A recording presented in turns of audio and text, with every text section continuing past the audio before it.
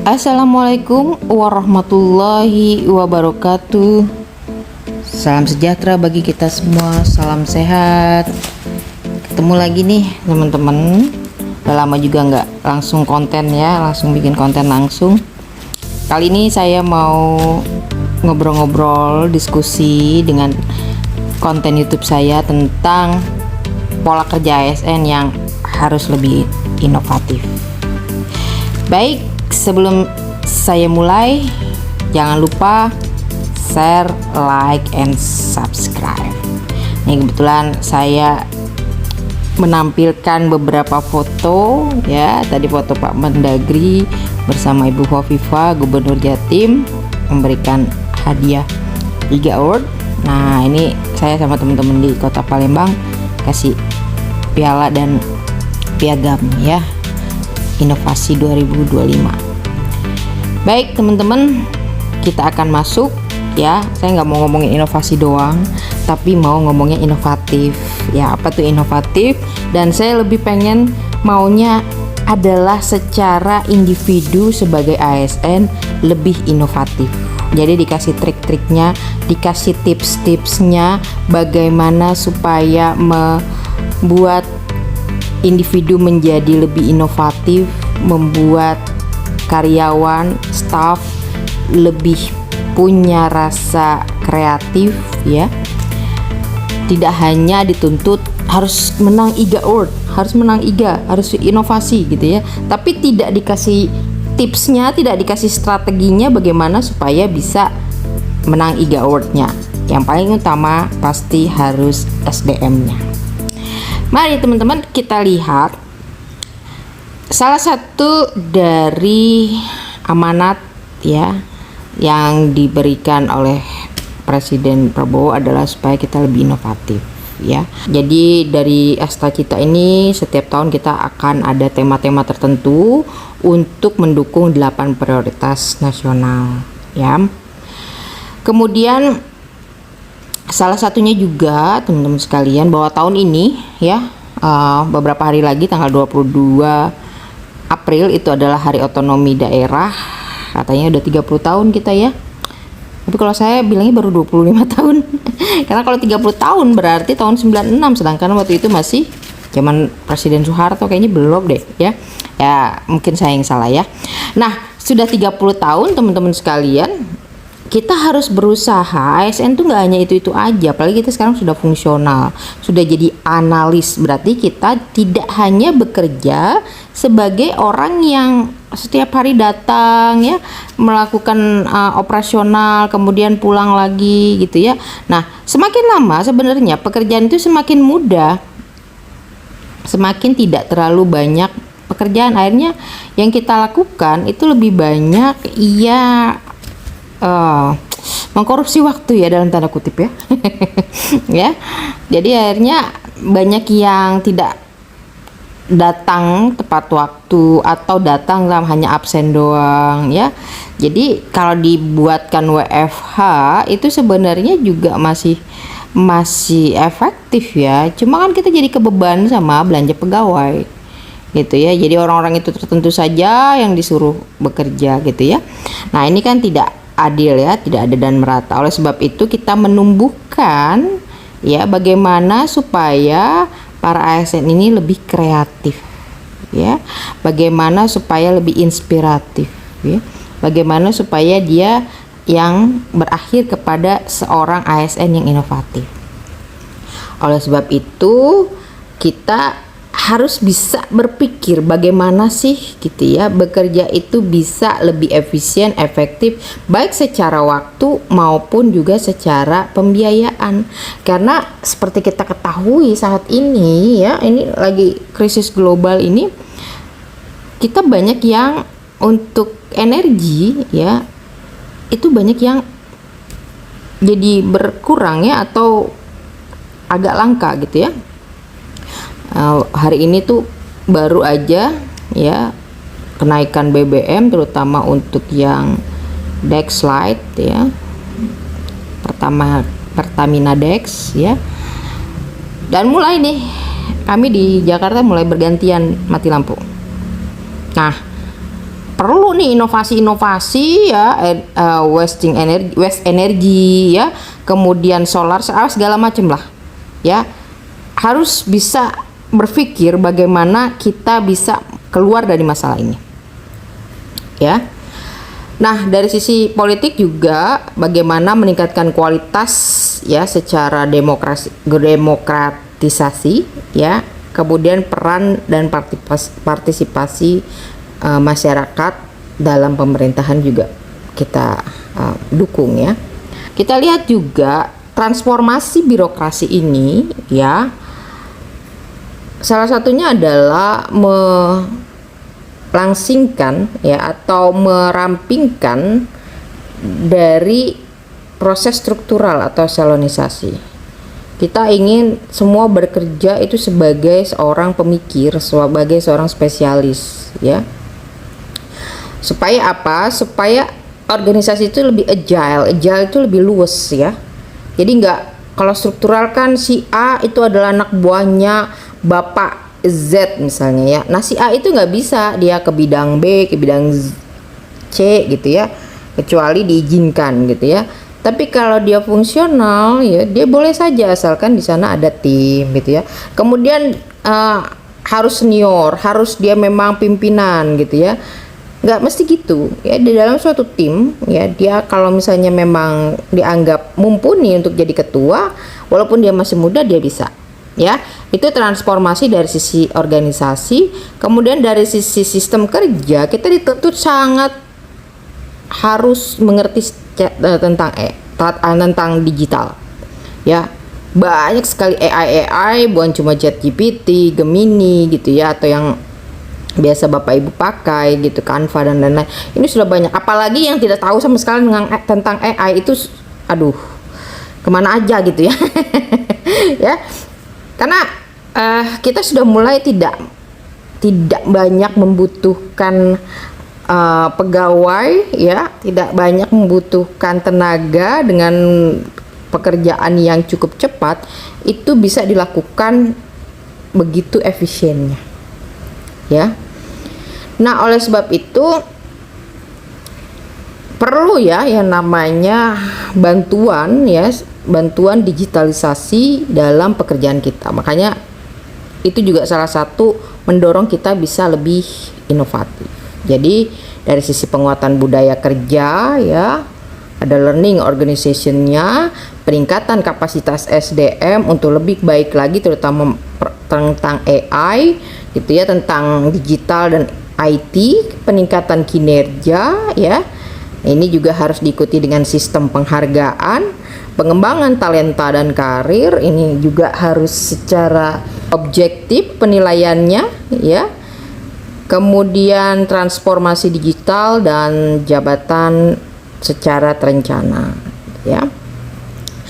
Selanjutnya teman-teman sekalian, berikut adalah penguatan inovasi ya yang kita harapkan dari tahun 2025 ini ya, karena ini roadmap berkelanjutan. Yang kemarin roadmap RB-nya yang sebelumnya, yang sekarang roadmap yang baru, bahwa target kegiatan yang bisa kita harapkan untuk pemerintah daerah ya di tahun 2025 itu sekitar 15% dari 82 daerah.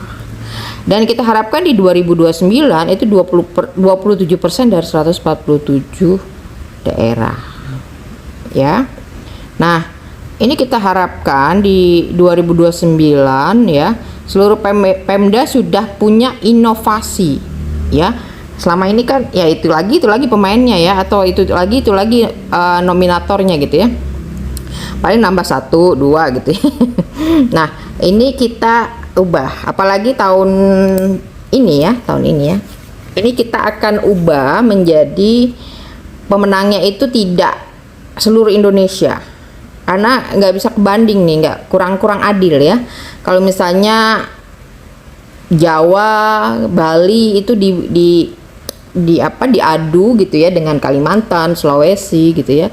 Jadi kita mau model yang sekarang nih, kita kan mau kasih anugerah juga untuk kinerja Pemda gitu ya. Itu nanti akan ada regional Sumatera regional Jawa Bali ya. Jadi pemenangnya itu per regional gitu ya.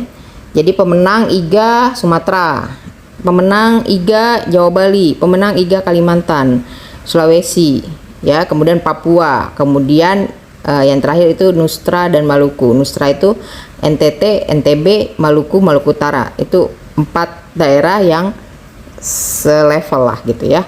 Nah, jadi nggak ada lagi nih tahun ini ya, kita akan bilangnya nggak adil lah, masa si Papua mau di ini kan, ini yang menang ini daerah Jawa semua gitu ya. Ya enggak, nanti kita akan lebih objektif lagi untuk penilaiannya gitu ya. Nah ini teman-teman sekalian kurang lebihnya nanti di 2029, tapi kita mulai dari 2026 ini adalah penilaian secara regional. Nah kemudian teman-teman sekalian kita lihat ya, bahwa dari kondisi yang ada, kenapa sih daerah itu kurang inovatif ya?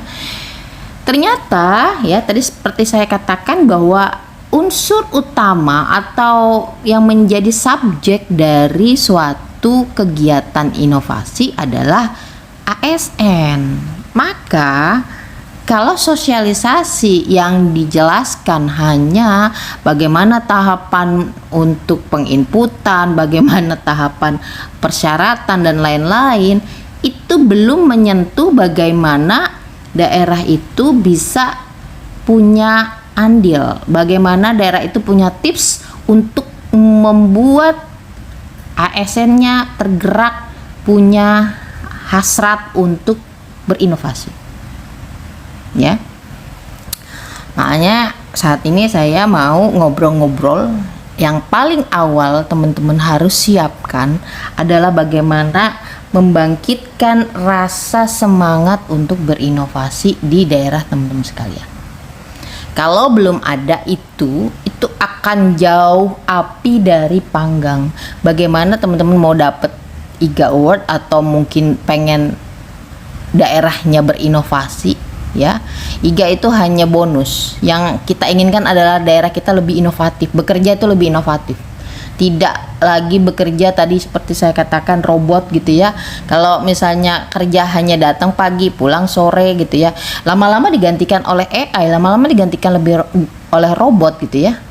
Berapa pekerjaan staff saya juga saya biasa gantikan dengan robot, karena apa, dengan AI gitu ya, karena lebih cepat gitu ya. Jadi saya nggak perlu ngonsep misalnya surat-surat ya. Ya, AI-nya udah ngerti saya gitu ya, langsung dia tahu maunya saya kayak gimana, dia udah kasih konsep gitu ya biar cepat.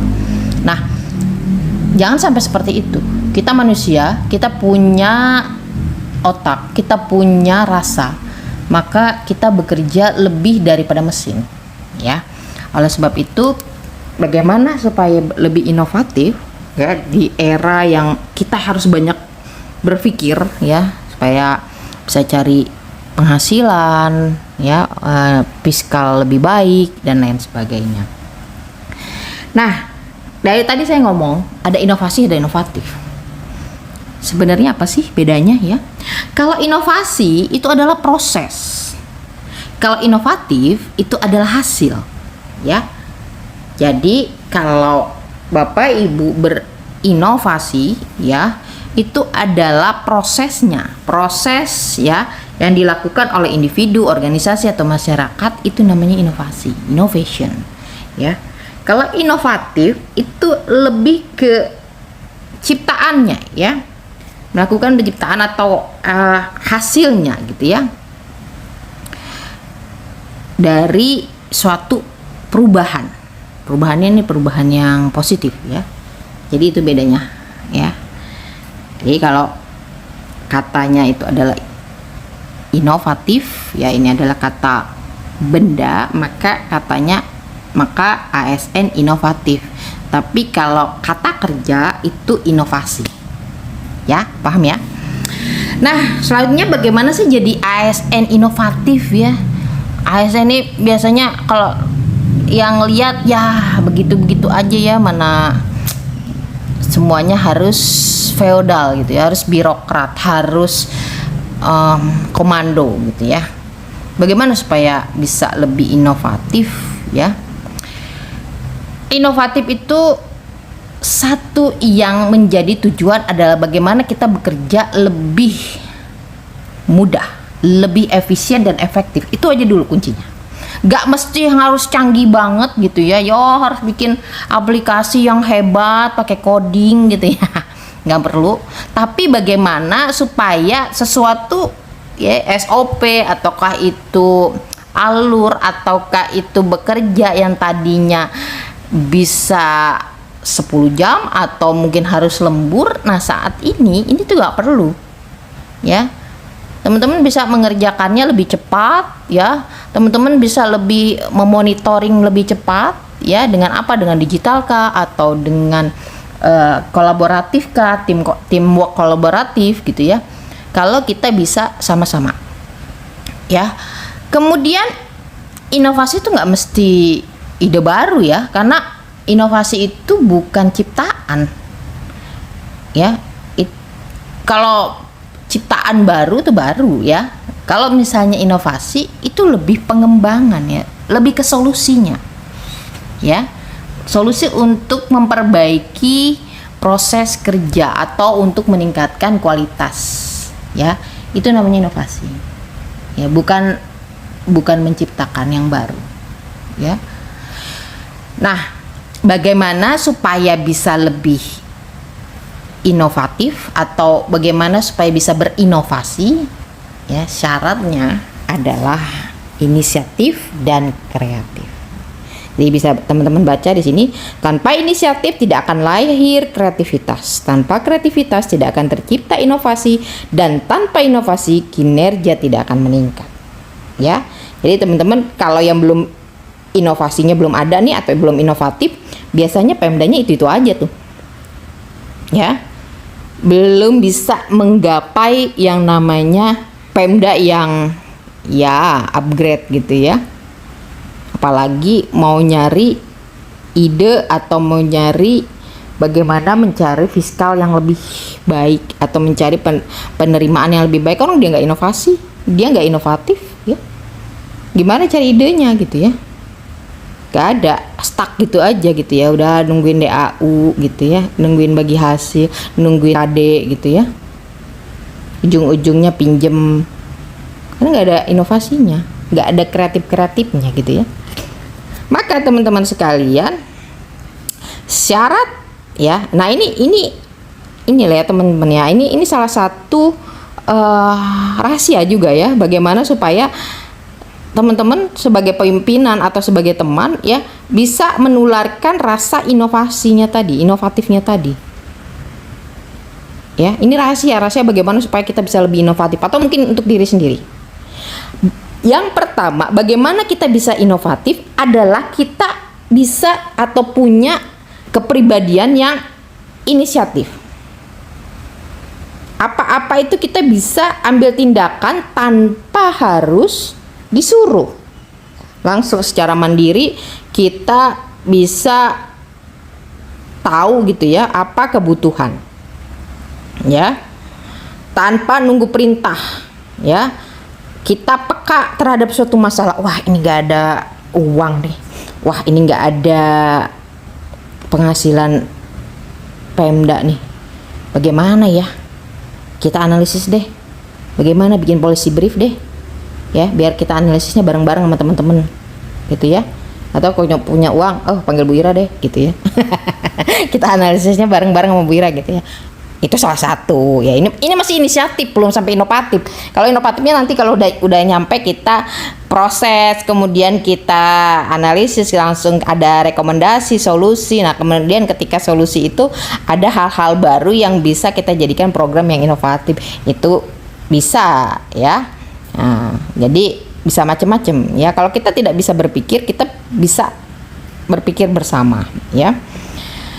Jadi kita lihat dulu nih, petakan masalah-masalah yang ada di organisasi, di pemerintah daerah. Nggak usah jauh-jauh, ya, nggak usah sampai ke negara. Teman-teman mau nyariin, wah ini defisit APBN yuk kita bikin yuk gitu ya, enggak.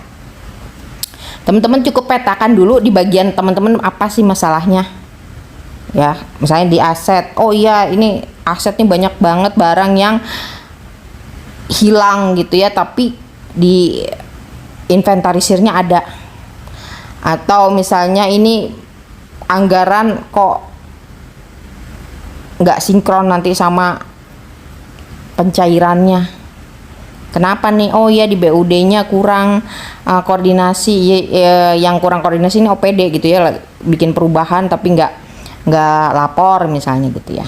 Atau mungkin di OPD lain gitu ya, nggak sinkron ya. Yang ini bilang A, yang itu bilang B. Bagaimana nih gitu ya. Bikin peta dulu. Setelah ada inisiatif, kita ada perasaan harus peka ya. Mulailah kita berpikir idenya bagaimana ya. Kalau teman-teman nggak punya ide, yang penting petakan dulu aja, masalah juga nggak masalah, nggak apa-apa. Yang saya khawatir itu ketika teman-teman tidak peduli, mau ada masalah kayak mau kolaps itu, mau runtuh juga tuh bangunan, teman-teman nggak cuek aja gitu ya, pokoknya gue digaji gitu. Nah ini yang bahaya. Yang awal bisa itu adalah untuk inovatif adalah inisiatif, peka terhadap masalah, berpikir kalau ada masalah. Kalau teman-teman rasa ini baik-baik aja atau ini bukan tanggung jawab saya, ya sudah. Nah, saya sering banget tuh ngeliat anak-anak muda sekarang itu, mau dulu ya waktu saya masih SD itu selalu guru saya bilang kalau ada apa tuh namanya kulit pisang harus diambil, ada jarum atau ada paku di jalan diangkat gitu ya. Ini saya ngeliat ada apapun yang di jalan yang mungkin berbahaya itu cuek aja tuh. Yang penting nggak kena gue gitu ya kalau di anak-anak sekarang. Nah itu jangan. Apalagi kalau di pekerjaan, kalau nggak disuruh nggak bakalan jalan tuh. Nah jangan berpikir seperti itu, karena kalau teman-teman seperti itu ya, itu bahaya. Nanti tiba-tiba teman-teman menemukan suatu permasalahan, diam saja, toto sudah kolaps gitu ya. Nah tapi nyari ide itu susah Bu. Sekarang zamannya AI, ngobrol sama AI, mau yang berbayar nggak berbayar banyak. Di WhatsApp ada Meta, di Google ada Gemini, atau mau cari lagi ChatGPT, tanya dong, saya punya masalah ini loh, apa sih solusinya ya.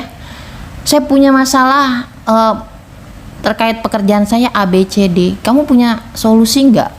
AI gitu ya. Dia pasti jawab dengan beberapa solusi. Nah, kalau kreatif ini bisa dimodifikasi atau bisa dibantu oleh AI. Tapi kalau inisiatif itu nggak bisa. Itu pasti harus dari hati nurani dan pikiran Bapak Ibu sekalian, teman-teman sekalian. Tapi kalau kreatif, teman-teman nggak kreatif, buntu idenya masih bisa nanya ke AI. AI banyak tuh jawabannya, ya. Oke, jadi yang paling utama itu inisiatif. Ketika teman-teman sudah menemukan permasalahan, ya, itu bisa nanya. Tapi kalau teman-teman dari inisiatifnya aja nggak ada, itu akan susah untuk menjadi kreatif, ya. Teman-teman bisa melanjutkan setelah inisiatif dan kreatif itu dapat solusi, dan solusi itu teman-teman boleh terus nanyain. Setelah disolusikan, apa ya yang kira-kira program bisa saya buat jadi inovatif? Terus tanya sama AI, ya. Dia akan kasih solusi juga. Terus ngobrol. Jadi yang utama tadi, syarat pertama ya, ini ilmu banget loh, ya. Mau nyuruh staff-staffnya teman-teman untuk inovatif, tapi teman-teman nggak punya ilmu ini, atau mau menyadarkan diri sendiri untuk inovatif tapi nggak punya rahasia ini, ya, tips ini, teman-teman nggak akan bisa inovatif, ya. Mau gimana juga langsung ke tengah kreatif, nggak bisa kreatif langsung. Cari dulu, petakan dulu masalah mana yang kira-kira mau diselesaikan, ya. Setelah dipetakan, tanya sama ChatGPT, dia akan nanti, atau ke AI lain, dia akan memilah mana yang kira-kira di luar atau lebih mudah. Nah, nanti dia akan bisa diskusi sama Bapak Ibu sekalian, ya. Jadi yang pertama adalah inisiatif. Selanjutnya teman-teman, bagaimana supaya ya itu tadi rahasianya. Yang kedua, bagaimana supaya pola pikir kita adalah seorang yang inovatif. Yang pertama, bagaimana kita menyikapi suatu masalah ya, bukan dari programnya, tapi dari masalahnya apa. Ya, masalah misalnya harga pangan naik ya. Tapi karena di dalam RKPD kita, di dalam DPA kita, programnya itu adalah mungkin hanya terkait dengan stabilisasi harga atau mungkin diversifikasi atau perluasan lahan dan lain sebagainya, kita bingung sendiri apa ya gitu ya. No, nggak gitu ya. Kita petakan dulu masalah, Anda di dinas apa, tusinya apa, lakukan kira-kira masalahnya apa, baru kita cari nanti programnya apa yang kira-kira sesuai. Jangan programnya dulu ya. Nah kemudian mulai dari masalah yang kecil, bagian dulu ya. Teman-teman kan mungkin ada yang udah ikut latsar ya, prajabatan ya, itu kan ada apa, karya tulis ya, apa kertas kerja ya, yang kayak akper gitu ya, proper gitu ya, yang ya bagaimana kita bisa mengeluarkan atau bisa punya suatu ide ya yang berkelanjutan, itu melatih teman-teman sekalian untuk lebih inovatif. Kemudian kita berani nih untuk mengubah kebiasaan lama ya. Mungkin kebiasaan lama biasanya ya bekerja kalau maunya diperintah gitu ya, bekerja ya masih begitu-begitu aja gitu ya, kalau nggak ditegur atau ditagih ya berkas-berkas dokumen belum gitu ya, mengerjakan sesuatu udah deadline baru dikerjakan gitu ya, setelah ada mau pemeriksaan, mau audit BPK baru dilakukan gitu ya. Nah selanjutnya ubah mindset ya. Tadi kita udah katakan kalau birokrasi sekarang itu adalah lebih ke fungsional. Yang paling banyak itu fungsional adalah analis dari pelaksana ya, yang biasa jadi pegawai biasa, struktural biasa, jabatan staf biasa ya, atau struktural biasa, itu pelaksana namanya, menjadi problem solver. Analis itu problem solver ya. Jadi orang yang bisa mengurai masalah ya, menjawab masalah atau solusi, orang yang memberikan solusi atas masalah, problem solver ya. Bagaimana kita bekerja itu berpikirnya efisien, efektif. Efisien itu bukan pelit ya. Kemudian kita juga berusaha untuk apapun itu pakai strategi, pakai solusi, bukan pakai perasaan. Ya, pakai data itu jangan perasaan atau katanya sih begini begitu, jangan. Sekarang data itu bisa di mana aja, bisa di internet ya, silakan. Dan berani mencoba, jangan takut mencoba ya. Selanjutnya teman-teman sekalian, kita lihat bagaimana inovasi ini bisa menggerakkan pembangunan daerah ya.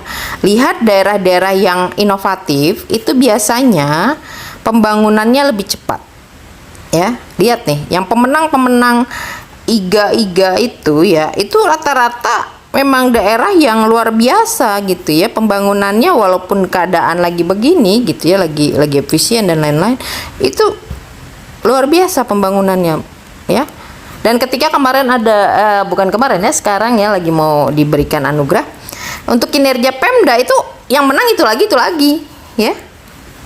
Pemenang kinerja Pemdanya ya rata-rata memang finalis IGA, karena memang apa, daerah-daerah yang inovatif itu memang penggerak pembangunannya gitu ya.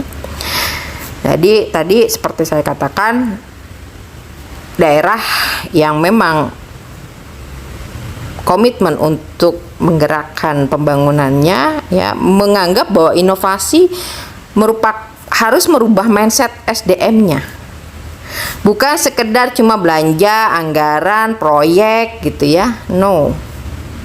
Begitu juga ketika laporan keuangan, bukan cuma anggaran, realisasi, no. Diolah.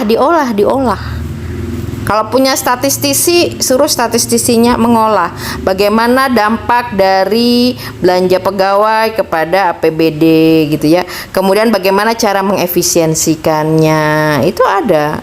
Gak punya statistisi, AI-nya ada. Cari orang yang anak-anak muda yang bisa AI. Ya. Kemudian inovasi juga bukan sekedar inisiatif yang sporadis. Ya, tiba-tiba ide, itu namanya ide, bukan inovasi gitu ya. Tapi ada perencanaan, ada tahapan, ada keberlanjutan. Ya. Dan inovasi bukan sekedar urusan program kegiatan, tapi ada di setiap urusan program dan kegiatan. Jadi di urusan program kegiatan itu ya tidak hanya seperti ya rutinitas gitu ya, ada inovasinya. Yang kemarin misalnya cuma ketahanan pangan gitu ya, disuruh nanem misalnya sayuran gitu ya di rumah-rumah, di ibu-ibu rumah tangga. Nah, inovasinya apa? Mungkin ditanamnya di kantor, tanamnya di sekolah-sekolah gitu ya. Itu inovatif. Ya, jadikan itu gerakan ketahanan pangan. Ya. Lalu itu contoh ya. Inovasi ini juga bukan sekedar pendukung SPM, tapi jadi syarat ya dalam pelaksanaan SPM. SPM itu kan ada 6 ya. Minimal itu 3. Ya, pendidikan, kesehatan gitu ya, sosial dan lain-lain gitu ya. Nah, itu bukan cuma sekedar syarat, tapi memang harus ada gitu ya.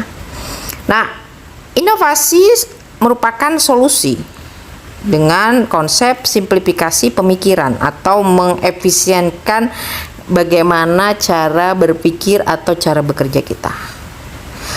Dan inovasi bukanlah tujuan, tapi adalah caranya, metodenya. Itu kata kerja inovasi itu. Inovasi. Ya. Oke. Selanjutnya, bagaimana kita supaya bisa berpikir inovatif? Jadi dikatakan kita harus bisa berpikir simplifikasi gitu ya. Oleh sebab itu, maka kita harus punya cara berpikir yang pertama lebih cepat. Kita pengennya bekerja lebih cepat, selesai lebih cepat gitu ya. Terus kita pengen kualitas dari pekerjaan lebih baik, berarti harus lebih pintar. Kita karena ini sekarang lagi efisiensi, bagaimana caranya supaya bisa mendapatkan energi lebih efisien, lebih murah. Orang-orang beli BBM, kita mungkin pakai solar panel, ya, lebih mudah, ya. Yang tadinya harus keluar gitu ya untuk beli, sekarang kita bisa online misalnya. Dan yang pastinya semuanya kalau sudah lebih cepat, lebih pintar, lebih murah, lebih mudah, itu pasti lebih baik.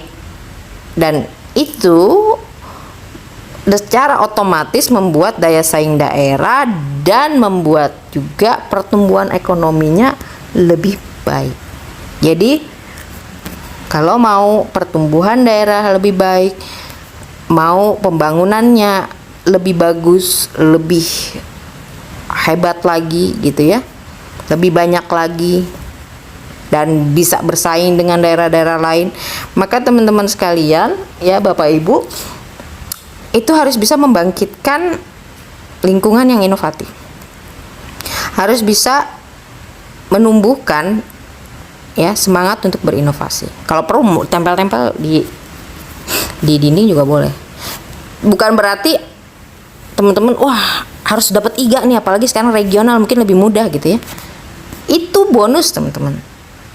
IGA itu bonus, Innovative Government Award ya, awardnya atau anugerahnya atau hadiahnya itu bonus. Yang kita harapkan itu masih banyak untuk pertumbuhan ekonomi, untuk daya saing, untuk menyelesaikan masalah-masalah yang ada di daerah kita. Itu yang paling utama. Alhamdulillah kalau kita dapat awardnya, dapat juga mungkin insentifnya, hadiah berupa uang dan lain sebagainya. Ya. Nah, kita lihat teman-teman sekalian, perkembangan jumlah urusan inovasi yang terbanyak itu terkait dengan kesehatan, teman-teman. Ya. Baik dari ini dapat datanya 2025 yang terakhir ya. Itu paling banyak kesehatan ya. Kesehatan, kemudian juga terkait dengan pendidikan ya. Nah, untuk yang masih rendah-rendah ini ya ada kehutanan ya, pertanahan ya, SDM masih banyak nih yang biru-biru nih ya, yang kuning 2024. Ya, ini bisa nih di kebudayaan juga sebenarnya banyak loh yang bisa diinovasikan. Perdagangan ya, ini masih bisa kita tingkatkan ya. Nah, ini leveling ya, ini yang sebelah kiri itu leveling yang cukup high ya. Yang pertama itu kesehatan, yang paling rendah itu PUPR 600-an. Tapi di leveling 1 ini dengan di leveling 2 gitu ya, walaupun 600-an itu paling tinggi di leveling 2 613. Nah, di leveling 3 ini cuma 262 ya. Jadi ngelihatnya seperti itu. Nah, ini kita harus lebih fight lagi teman-teman sekalian, bagaimana supaya bisa lebih banyak lagi ya menghasilkan. Nah, kalau teman-teman bisa lihat ini, teman-teman juga bisa ketahui di OPD yang ada di Pemda itu pasti yang rendah-rendah yang di sebelah sini nih, yang leveling 2 ya. Yang kreatif biasanya kesehatan, pendidikan ya, karena memang juga mungkin karena ini ya SPM juga gitu ya, mandatory juga gitu ya, jadi mereka punya uang gitu ya. Tapi tadi saya katakan bahwa inovasi itu tidak mesti ada uangnya, malah bagaimana supaya tidak perlu uang banyak, kita bisa menghasilkan malah ya, bisa lebih efisien gitu ya. Itu kan sebenarnya ada masalah, terus kita mencari masalah supaya lebih bisa ada inovasinya gitu ya. Kita lihat teman-teman ya di peta distribusi inovasi daerah ya. Untuk yang biru itu Jawa ya, Jawa, kemudian kedua itu Sumatera, yang ketiga itu Kalimantan Sulawesi ya, Nusra sebagian. Nah, kemudian yang terakhir Nusra Maluku sebagian ya, dan yang terakhir itu Papua ya. Ini masih sedikit sekali. Nah, kedepannya kita berharap ini dipacu ya, terutama nih yang Nusra Maluku Utara. Ayo dong kita berinovasi ya. Ini daerah-daerah yang masih kuning ya, kuning apa ini, pink ya, pink dan abu, ini kita lebih baik lagi. Gak usah mikirin iganya dulu ya, saya tekankan lagi, jangan iga yang menjadi tujuan, tapi bagaimana supaya yang pertama yang terkecil aja, pekerjaan teman-teman sekalian lebih gampang, lebih efisien dan lebih efektif. Dah, itu dulu.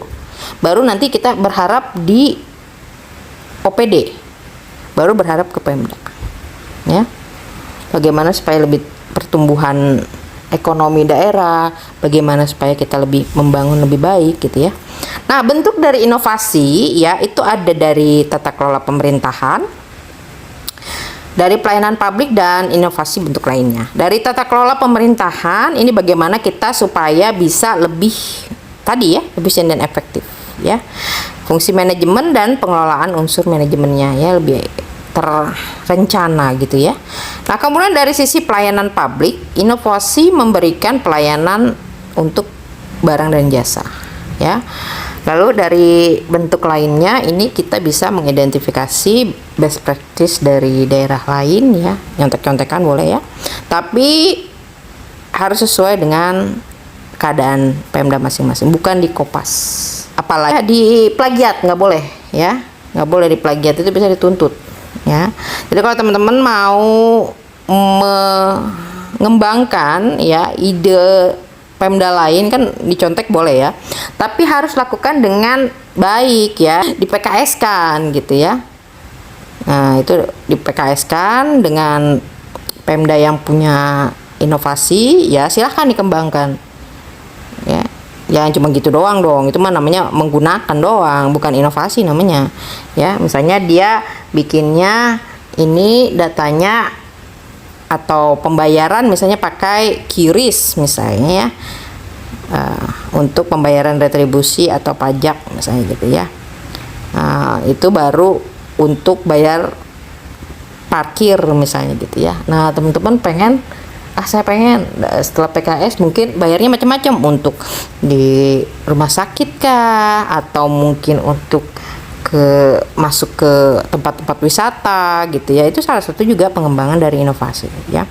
Nah penilaiannya dari 2025 agak dinaikkan ini ya, 60 jadi 65 nih, 65 sampai 100 itu totally dari tahapan penilaian itu dianggap sangat inovatif.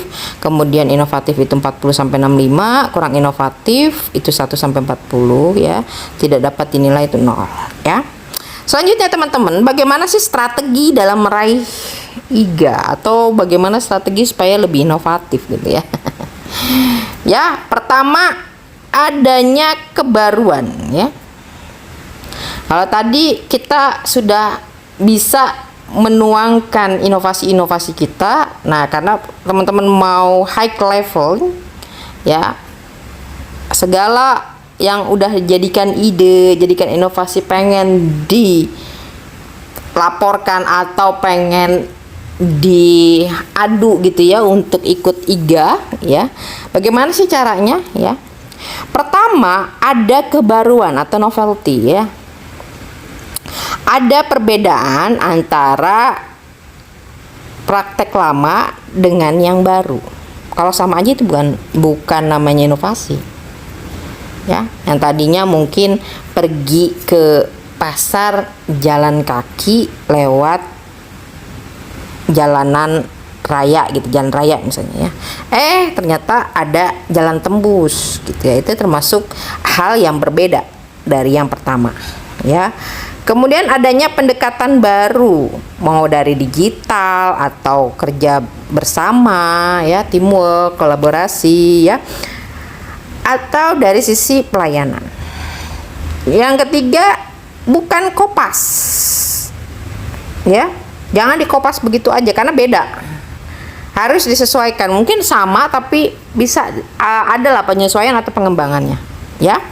Karena kalau dilihat oleh juri atau mungkin kami kan udah sering juga ngelihat ya dari YouTube atau dari berita-berita gitu ya, terus ada yang kopas banget, plek-plekan gitu ya. Nah ini malah bisa jadi plagias ya, malah bisa jadi plagiasi gitu ya. Kemudian manfaatnya, bagaimana suatu inovasi itu ya, manfaatnya menunjukkan hasil yang nyata dan terukur. Kalau tidak terukur tuh susah juga, apa sih yang sebenarnya mau diketengahkan gitu ya, mau disolusikan gitu ya. Sajikan data ya, itu bagaimana dari awal sampai akhirnya gitu ya, sehingga program atau proyek inovasi ini ada dampaknya ya. Lalu berikan juga keberlanjutan, jadi bukan cuma solusi sesaat gitu ya, besok-besoknya lagi nggak bisa diterusin, nggak bisa dikembangkan gitu ya. Nah kemudian juga yang kita inginkan bahwa inovasi itu ada dampaknya atau ada efeknya kepada kepentingan publik. Targetnya bisa petani, nelayan, UMKM, pencari kerja dan lain-lain ya. Kemudian banyaknya penerima atau manfaat gitu ya. Nah tadi ibu bilangnya suruh dari yang kecil dulu, dari yang lingkungan. Itu untuk latihan supaya teman-teman ASN itu punya rasa inovatif. Kalau sudah biasa, kita go public dong, atau go internasional kalau boleh ya. Kita mulai keluar gitu ya, keluar dari bagian. Apapun sebenarnya yang dipekerjakan oleh pemerintah daerah itu pasti berdampak juga kok ke masyarakat. Ya, walaupun itu cuma di bagian. Nah, tapi kalau misalnya memang benar-benar cuma bagian doang, ya itu buat latihan. Tapi kedepannya lagi karena udah terbiasa dengan perasaan tadi ya, inisiatif, kreatif ya, akhirnya akan terbentuk rasa inovatif tadi, akan tergerak untuk sering-sering mengeluarkan ide yang inovatif. Nah, kemudian pastikan inklusif menjangkau kelompok rentan. Ya, inklusif itu ya keseluruhan gitu ya. Kemudian gunakan pendekatan partisipatif. Ya, kita dekati secara mereka juga ikut terlibat gitu ya. Lalu dari sisi kewenangan kita buat dasar hukum. Paling bagus adalah perda ya. Kalau enggak ya minimal itu adalah penyusunan atau panduan untuk bagaimana sih supaya inovatif ya. Ya silahkan mau bentuknya perkada, SK kepala daerah. Nah kemudian ketika kita menentukan sesuatu program proyek inovatif gitu, apalagi ini adalah proyek yang kolaboratif, itu buatkan SK atau SE bersama ya, komitmen bersama supaya mengerjakan sesuatu itu ya, itu sudah ada tujuan bersama, arahan bersama, udah ada sesuai tusi ya. Nah kemudian diintegrasikan ya dalam dokumen RPJMD dan RKPD ya. Ini yang ketiga. Kemudian masukkan dalam program kegiatan dan dianggarkan dalam APBD ya. Lalu bagi ke OPD sebagai penanggung jawab ya. Nah, hal ini terutama untuk kewenangan Pemda ini perlu komitmen dari kepala daerah. Tanpa komitmen kepala daerah yang namanya inovasi, inovatif, semuanya itu tidak akan terwujud. Atau kepala daerahnya hanya pengen pokoknya harus dapat IGA ya, harus dapat inovasi ya. Kalau dia tidak ada komitmen, tidak ada effort, tidak ada pendorong ASN-nya atau pegawainya untuk bekerja lebih inovatif, itu nonsens. Karena minimal teman-teman harus memasukkan apa yang menjadi ide inovasi teman-teman ke RPJMD dan APBD-nya. Ya. Selanjutnya, kalau mau dapat IGA juga, yaitu adalah replikasi dari best practice-nya. Ya. Boleh nyontek ya, karena sekarang nyontek mah gampang ya. Nyontek tapi nyontek yang diizinkan ya. Nah, boleh dilihat, lakukan PKS dan kembangkan gitu ya. Lalu yang kedua adalah adaptasi, sesuaikan dengan daerah teman-teman sekalian. Nah, itu 5 strategi ya supaya teman-teman bisa mendapatkan award IGA ya. Yang pertama dari kebaruannya, manfaatnya, kepentingannya, kewenangan dari Pemda, dan replikasi. Selanjutnya persyaratan setelah teman-teman mempunyai inovasi ya. Nah, inovasi ada berapa misalnya di teman-teman sekalian. Nah ini mau teman-teman laporkan ke kami nih, ke BSKDN, ke Badan Strategi Kebijakan Dalam Negeri. Maka teman-teman bisa menginputkan ke http indeks inovasi BSKDN kemendagri.go.id ya, kira-kira di bulan Juni sampai dengan Agustus. Ini kita ambilnya kemarin 2025 ya, nanti tanggal ya hampir sama ya, 2026 juga. Lalu sudah diimplementasikan ya, misalnya dari 2024 ke 2025 untuk yang 2026 ya. Kemudian penerapan implementasi inovasi dilaporkan dibiayai dengan dana APBD atau sumber pendapatan lain yang sah, misalnya CSR gitu ya. Nah kemudian pelaporan inovasi ya pada urusan wajib dan pelayanan dasar menjadi syarat. 3 urusan wajib pelayanan dasar dari 6 ya, dari 6 itu ya, pendidikan, kesehatan, sosial ya, Trantibum, Litmas. Nah itu diambil 3 minimal. Kemudian ada indikator SPD wajib atau mandatory ya, itu berjumlah 10 indikator ya. dari visi misi, kualitas peningkatan perizinan, jumlah pendapatan, penurunan tingkat pengangguran, ya, jumlah peningkatan investasi, peningkatan PAD, opini BPK, nilai capaian lakip, ya. Ini indikator-indikator yang adalah inovasi-inovasi di sana. Kemudian mengisi dan mengunggah form integritas mewakili pemerintah daerah, ya, ini bermaterai, ya. Di sana mungkin ada Brida, ada Bapelitbang, Baperida. Nah, ini yang nanti akan melaporkan, ya, atau mengunggah, ya, di link kami, ya. Lalu mengedepankan prinsip akuntabilitas, ya. Jangan ada KKN. Jika ada atau melanggar, ini bisa kena sanksi sesuai dengan peraturan perundang-undangan. Nah, kesalahan, ya, ada kemarin beberapa daerah, ya, sebenarnya inovasinya bagus, tapi karena ada kesalahan ini mengurangi nilai dari Pemdatnya tersebut.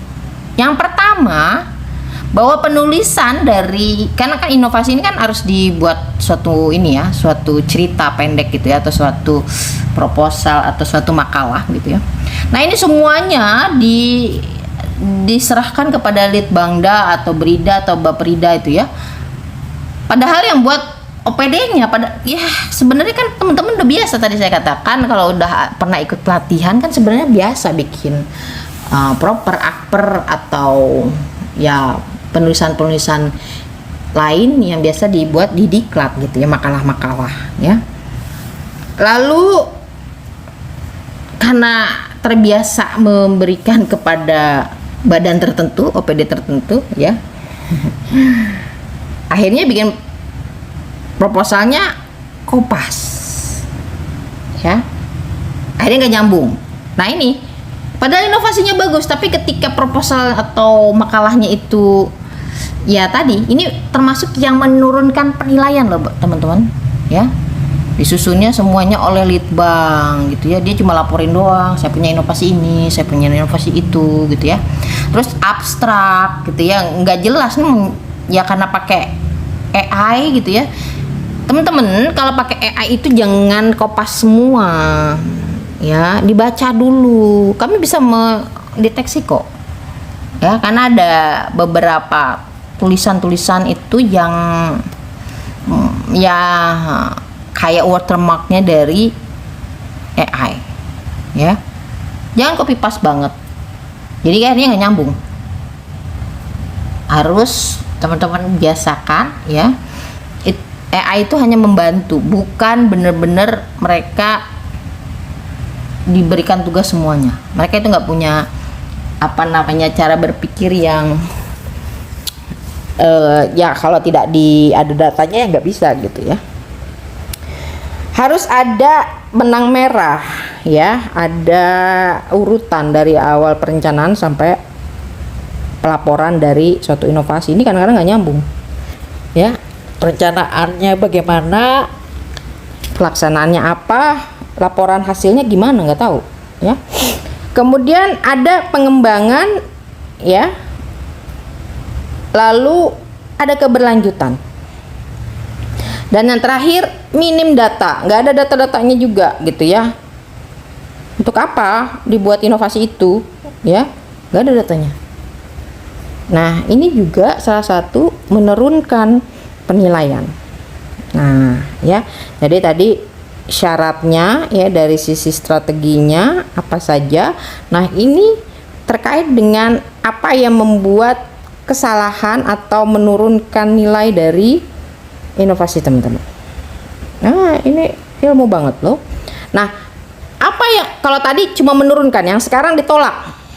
Pertama, karena rancang bangun dari makalah tersebut tidak sampai 300 kata, langsung ditolak. Adanya duplikasi atau kopas dari tempat lain, ya, atau mungkin dari OPDA mau OPDB bisa sama, padahal mungkin inovasinya beda, tapi dikopas isinya. Tidak ada pembaruan, ya, itu aja. Pembiayaannya dari APBN, nah, nggak boleh. Kalau boleh itu hanya dari APBD atau dari sumber lainnya yang sah. CSR masih boleh, ya. Tapi kalau dari APBN itu masuknya jadi inovasinya negara, bukan APBD punya, ya. Nah, bagaimana tahapannya setelah kita jaring ya dengan persyaratan-persyaratan tadi ya, yang kita terima tidak di reject gitu ya, maka kita lakukan penjaringan ya. Itu biasanya tadi kita sampai bulan Agustus gitu ya. Ini melakukan penjaringan dari data-data yang masuk ke indeks inovasi ya. Kemudian kita lakukan pengukuran ya. Kita lakukan pengukuran untuk di ranking gitu ya. Siapa saja yang masuk finalis. Lalu setelah kita dapatkan finalis-finalisnya, tadi saya katakan kita nanti akan buatnya 6 regional.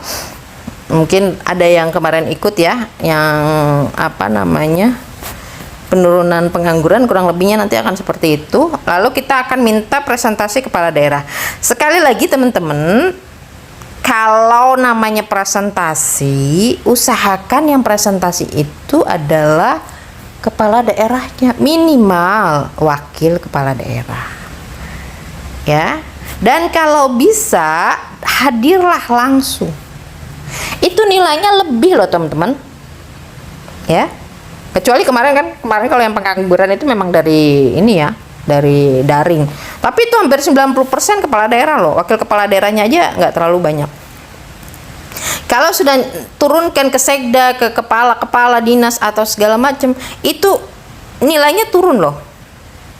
Ya. Mungkin kalau kepala daerah 5%, tapi kalau sekda dia malah nggak, mungkin bisa 5 kurang 5 gitu ya. Nah, oleh sebab itu usahakan kepala daerahnya hadir. Minimal kepala daerah itu jum atau wakil kepala daerahnya datang langsung. Yang datang langsung, kepala daerahnya datang langsung, kemudian paparan langsung, itu punya nilai lebih. Juri lebih apresiasi karena ya tak kenal apa kata sayang gitu ya. Oke. Jadi ketika mungkin nanti ada sama dengan nilai dari Pemda lain, ketika si juri itu mengingat, oh iya, Bapak Bupati atau Ibu Wali Kota atau Bapak Gubernur itu kemarin kan datang. Oh ya, saya nggak enak nih, kemarin udah ngobrol-ngobrol gitu ya. Atau saya lihat langsung ekspresinya, beliau orangnya semangat sekali, rasanya nggak tega. Ada penilaian subjektif jadinya. Walaupun itu penilaian subjektif yang positif, bukan berarti ada udang di balik bakwan gitu ya. Ya, oh iya kemarin ada nego-nego, enggak ya. Kemudian setelah kita seleksi dari presentasi kepala daerah, kita seleksi, kemudian kita lihat di validasi lapangan. Ini untuk menguatkan apa yang dipresentasikan. Makanya teman-teman, ketika buatkan paparan kepala daerahnya, tolong siapkan juga evidence-nya. Karena banyak banget yang turun nilainya, padahal udah bagus nih. Ketika turun lapangan kami gitu ya, laporannya misalnya ada 400 inovasi. Ketika turun nggak nyampe segitu, ya yang lain itu nggak layak untuk dianggap inovasi, ya. Atau nggak ada data-data buktinya gitu ya, inovasinya nggak ada gitu ya, nggak layak dan segala macam. Hakinya juga apalagi gitu. Nah, haki juga termasuk yang menjadi penilaian. Ya, menambah penilaian. Makanya terutama untuk yang inovasi yang utama yang dipaparkan. Selanjutnya teman-teman sekalian, itu nanti kita ranking lagi. Jadi setelah ada nilai dari pengukuran, ada nilai dari presentasi dan validasi lapangan, itu nanti ada proporsionalnya. Diolah ya. Lalu dapatlah ranking, dapatlah nilai-nilai tadi yang dari 65 sampai dengan 100, berarti dia sangat inovatif. Nanti juga di antara 100 itu kan macam-macam, ada yang nilainya 90, 80, 70 gitu ya. Nah, rata-rata kemarin tuh 80-an lah yang sangat inovatif. Nah, selanjutnya teman-teman bisa lihat ini beberapa strategi ya yang dibuat ya. Ini beberapa Yang menang kemarin nih ada dari Surabaya. Ini yang tidak bisa inovatif maka akan dikurangi ya, terkait dengan konsekuensi apabila tidak solutif atau tidak amanah ya. Kemudian juga dari Jawa Barat ini adalah bagaimana supaya menggali potensi desa. Ada pendamping ya. Ini nggak mesti digital nih teman-teman ya. Kemudian dari Kota Mojokerto ini ada WA Blast ya.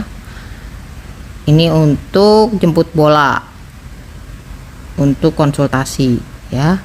Kemudian juga dari Kabupaten Wonogiri ini terkait juga dengan kolaborasi ya. Ini Kota Jogja untuk satu portal bersama ya. Nah, ini yang perlu kita kembangkan karena tadi kita ngomong supaya bagaimana ASN. Nah, kan biasanya kalau dapat IGA ini malah ke Pemdanya. ASN-nya padahal yang berpikir mungkin dia yang uji coba, mungkin pakai duit sendiri juga gitu ya. Nah, ini boleh nih diambil idenya nih ya. Di Banyuwangi itu bagaimana kalau Pemda yang terbaik itu TPP-nya diperhatikan gitu ya, dianggap berkinerja baik gitu ya. Tapi kalau tidak, ini kena sanksi nih. Sanksinya lumayan ya, 5 OPD yang buruk ini dikurangi 15% ya. Itu diatur aja lah ya. Nah, kemudian dari Temanggung ini adalah untuk pemanfaatan produk-produk yang ada atau yang dihasilkan oleh Diklat gitu ya, penempatan CPNS dan lain sebagainya. Kemudian ada reposisi data ya, satu data. Nah, ini banyak dibuat oleh teman-teman. Nah, tadi yang menarik dari Kabupaten Banyuwangi ya, bagaimana mereka menghubungkan, mengkorelasikan antara TPP dengan inovasi. Nah, ini bisa kita gabung dengan TPP nih. TPP nih dasar regulasinya nih yang sebelah kiri. Nah, komponen TPP itu ada beban kerja, prestasi, kondisi kerja, kelangkaan dan kemampuan KKD ya. Nah, inovasi masuk mana ya? Inovasi ini bisa masuk sebagai prestasi kerja. Karena tujuan TPP itu kan meningkatkan kinerja, meningkatkan disiplin dan motivasi ya. Membuat pekerjaan ASN itu lebih berkualitas dalam melayani ya. Nah, maka yang kita akan nilai adalah prestasinya ya. Dari indikator kinerja individu ya, dari SKP-nya, kemudian dari penilaian kinerja, mungkin kalau kami ada si kerja atau kinerja. Nah, rewardnya adalah berupa TPP ya. Bisa jadi saling bersama gitu dalam satu organisasi ya. Kalau enggak nanti semua masing-masing pengen menjadi si paling kalau satu-satu yang dapat TPP-nya ya. Jadi seperti tadi ya, kalau rendah kena semua, kalau tinggi dapat semua gitu ya. Tapi bukan berarti oh ya dia aja yang mikir gitu ya, enggak. Harus sama-sama di dalam satu OPD untuk bisa mempertahankan ya, atau tidak jatuh nih hasil keunggulan inovasinya.